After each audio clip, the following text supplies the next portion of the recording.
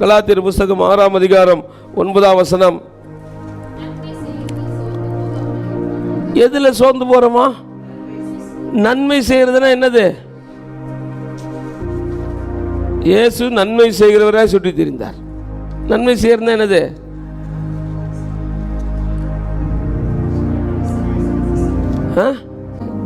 நன்மை செய்வதை குறித்து நிறைய காரியங்கள் சொல்லலாம். இல்லாதவங்களுக்கு உதவி செய்கிறது, அது ஜாதி மதம் ஈனம் இதெல்லாம் பார்க்காம உதவி செய்யணும். சரிங்களா? ஆண்டவர் சொன்னாலும் ஒரு தூரம் 1 மைல் தூரம் வர பலவந்தம் பண்ணால் என்ன பண்ணுனீங்க? அதுவே ஒரு நன்மை தான். ஆத்திரத்தில் கஷ்டப்படுறவங்க பக்கத்தில் போய் நின்று கவலைப்படாத அம்மா கவலைப்படாதீங்க, நான் கூட இருக்கிறேன், நான் உங்களுக்கு ஜெபிக்கிறேன் அப்படின்னு ஆறுதலாக ஒரு வார்த்தை சொல்கிறது, அதுவே நன்மை. அதுவே நன்மை. எத்தனை பேருக்கு அந்த ஆறுதல் கிடைக்கிறது இல்லை தெரியுமா? அதுவே ஒரு நன்மை. நம்மளால் முடிஞ்சதுன்னா பொருளாதார உதவி செய்யறது ஒரு நன்மை. அல்லேலூயா. அவனுக்கு இந்த மாதிரி தேவையுள்ள மக்களுக்கு உதவி செய்கிறது, அவன் எனக்கு என்ன பதிலுக்கு செய்வான்னு எதிர்பார்க்காம உதவி செய்கிறது, அது ஒரு பெரிய நன்மை. அல்லேலூயா. இன்னொரு நன்மை சொல்கிறேன் கவனிங்களே.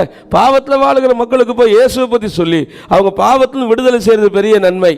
இந்த முன்னாள் முதலமைச்சர்கிட்ட ஒரு நிருபர் இப்படி கேட்டாராம், தமிழ்நாட்டை ஆண்ட முன்னாள் முதல்வர்கிட்ட இப்படி கேட்டாராம், நீங்கள் இத்தனை வருஷம் அரசியல் வாழ்க்கையில் கற்றுக்கிட்டது என்ன அப்படின்னா, அவர் சொன்னாராம், நம்ம மூலமாக நிறைய நன்மை வாங்குவாங்க, ஆனால் நமக்கு நன்றியோடு இருக்க மாட்டாங்க, அதுதான் நான் கற்றுக்கிட்டேன்னாராம். அவர் சொல்கிறது எவ்வளோ 100க்கு 100 உண்மை தெரியுமா? நான் தேவ பிள்ளைகளாக உங்களை பார்த்து கேட்குறேன், இயேசு நாட்டை நம்ம எவ்வளோ நன்மை வாங்கியிருக்கிறோம், அவருக்கு 100க்கு 100 நன்றியோடு வாழ்கிறோமா? நம்ம நன்றியோடு வாழலையே.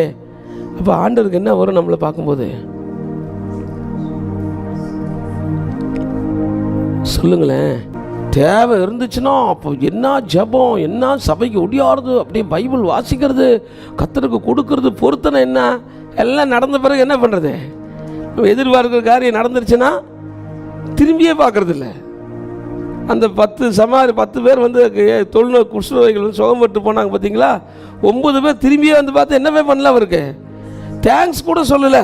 அந்த ஒரு சமாரியை மட்டும் வந்து, ஐயா சுகமாயிட்டையா, உங்கள் கிருபைக்கு சோத்திரையா, உங்கள் வல்லமைக்கு சோத்திரையான்னு ஒருத்தன் தான் சொன்னான். அவன் சமாரியனாக இருந்தான்னு பைபிள் சொல்லுது.